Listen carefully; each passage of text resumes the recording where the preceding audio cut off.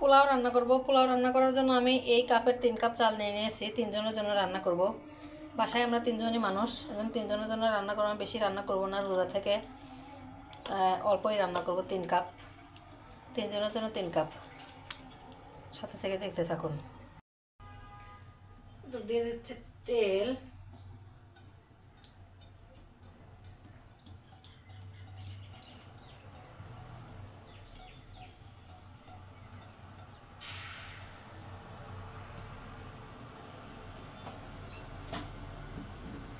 পরিমাণ মতো তেল। এখানে আদা, এখানে তেজপাতা, দারচিনি, এলাচ আর লবঙ্গ দিয়ে দিলাম।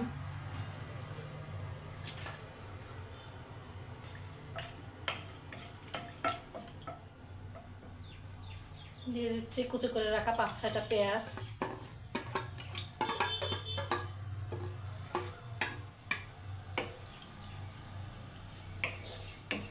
এখন একটু বাদামি কালার করে ভেজে নেব পেঁয়াজগুলো।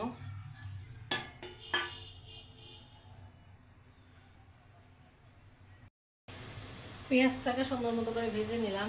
এখন দিয়ে দিচ্ছি 5-6টা কাঁচামরিচ বাটা আর 2টা পেঁয়াজ বাটা।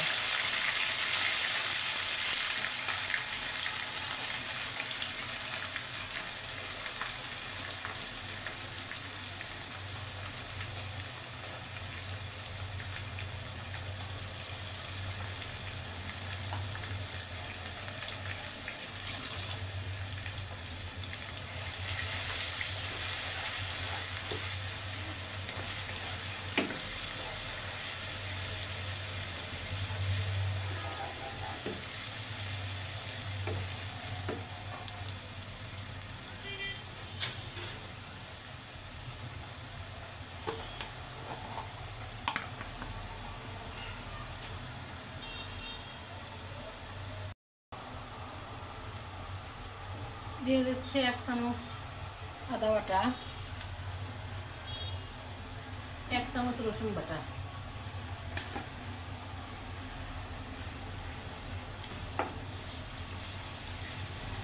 মশলাগুলোকে সুন্দর মতো করে কষিয়ে নিতে হবে।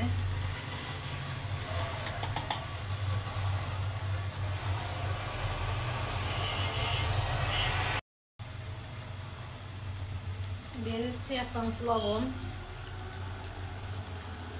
1/2 চামচ ধনিয়ার গুঁড়া, 1/2 চামচ জিরার গুঁড়া। এখন মশলাটাকে একটু কষিয়ে নিয়ে মাংসগুলো দিয়ে দিব।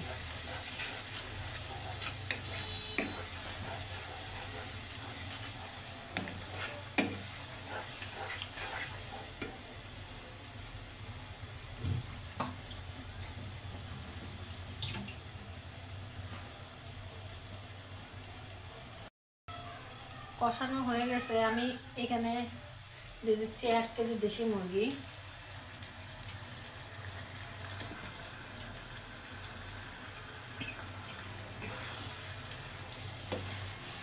একটু নেড়ে চেড়ে এখানে দিয়ে দেবো রোস্টের মশলা, রাঁধুনি রোস্টের মশলা, দিয়ে দেবো টক দই আর দিয়ে দেবো বাদাম বাটা।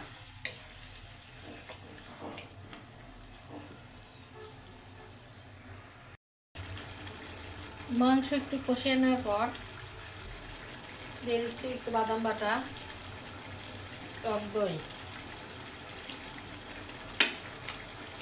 এখন দিয়ে দিচ্ছি রাঁধুনি রোস্টের মশলা, 1 প্যাকেটের হাফ দিয়ে দিলাম।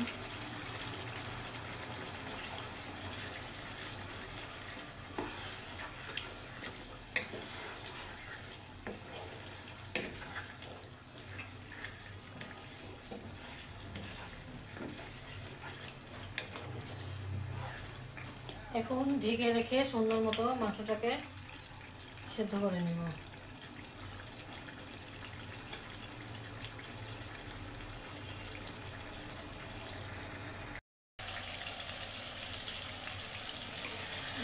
আমার মুরগির মাংসটা সেদ্ধ হয়ে গেছে। আমি কিন্তু প্রায় আধা ঘন্টা সময় ধরে এটাকে রান্না করে নিয়েছি। এখানে আমি 80% সেদ্ধ করে নিলাম আর 20% পোলাওয়ের ভিতরে দিয়ে খেতে হবে। এখন মাংসগুলোকে বাড়তে তুলে নেব।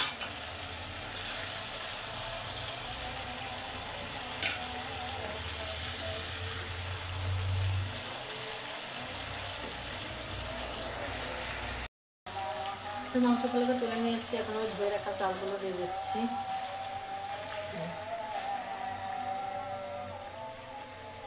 চালগুলো দিয়ে চালগুলো আমি মশলার ভিতরে চালগুলো ভালো মতো ভেজে নেব। তো এখন চালটাকে এই মশলার ভিতরেই সুন্দর মতো ভেজে নিতে হবে। চাল ভালো করে না ভাজলে কিন্তু পোলাও ঝরঝরা হবে না, এজন্য চালটাকে অনেক সুন্দর মতো ভাজতে হবে।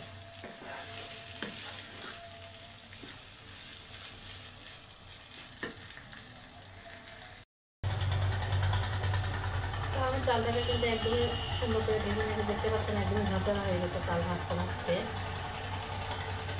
চালটা ভাজা হয়ে গেছে। এখন আমি দিয়ে দিচ্ছি,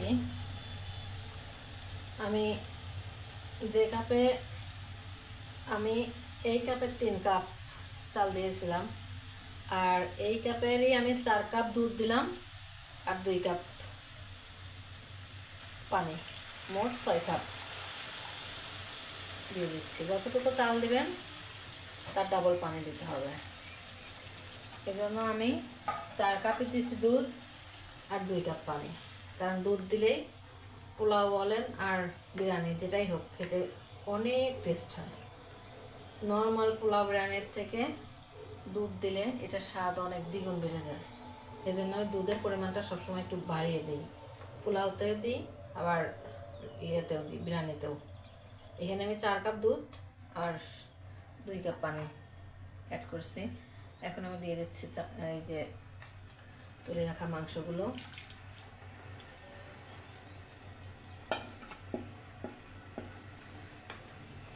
এখন চুলাটাকে হাই হিটে রাখবেন, একদমই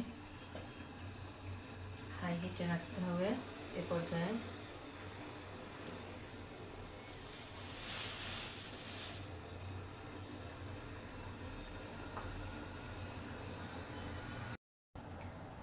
আমি দিয়ে দিচ্ছি এর উপরে 4-5টা কাঁচামরিচ।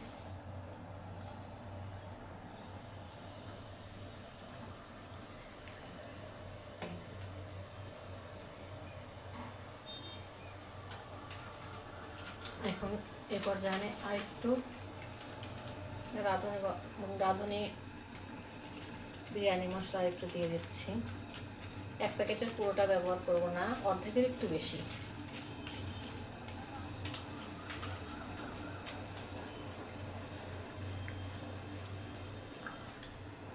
নেড়ে চেড়ে এখন যখন দেখবেন চাল এবং পানি সমপর্যায় হয়ে আসছে, তখনই কিন্তু দমে বসিয়ে দিতে হবে। এখন চুলার হিটটা একদমই হাইতে রাখতে হবে। হাইতে রেখে আমার চাল আর পানিটা যখন একদমই সমান সমান হয়ে আসবে, তখন আমি দমে বসিয়ে দেব।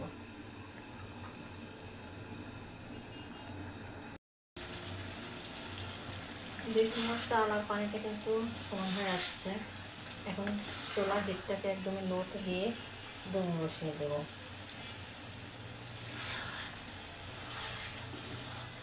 এখন আমি দমে বসিয়ে দেবো। 5 মিনিট পর পর কিন্তু নেড়ে দিতে হবে, কারণ এখানে দুধের পরিমাণটা একটু বেশি আর পানি আছে কম। দুধের জিনিস যেহেতু সেহেতু নিচে থেকে ধরে যেতে পারে, এই কারণে আমি 5 মিনিট পর পর ঢাকনা খুলে একটু করে নেড়ে দেবো।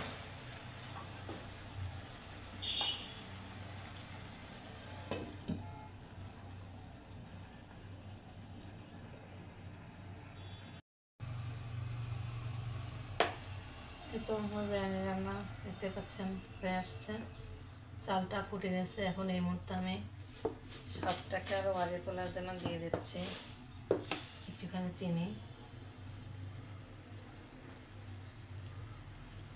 চিনি দিলে কিন্তু পোলাওয়ের স্বাদটা অনেক বেড়ে যায়।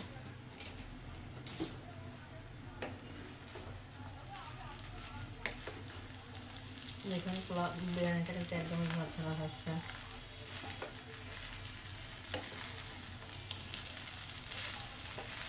চিনি দিয়ে আর একটু ঢেকে রেখে নামিয়ে নেব।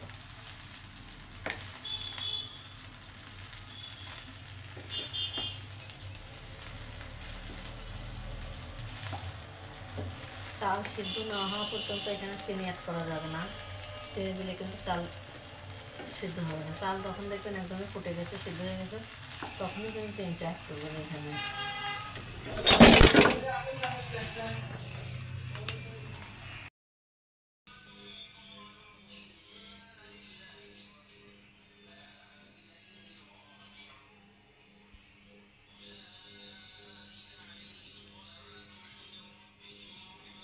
এই তো দেখুন আমার বিরিয়ানির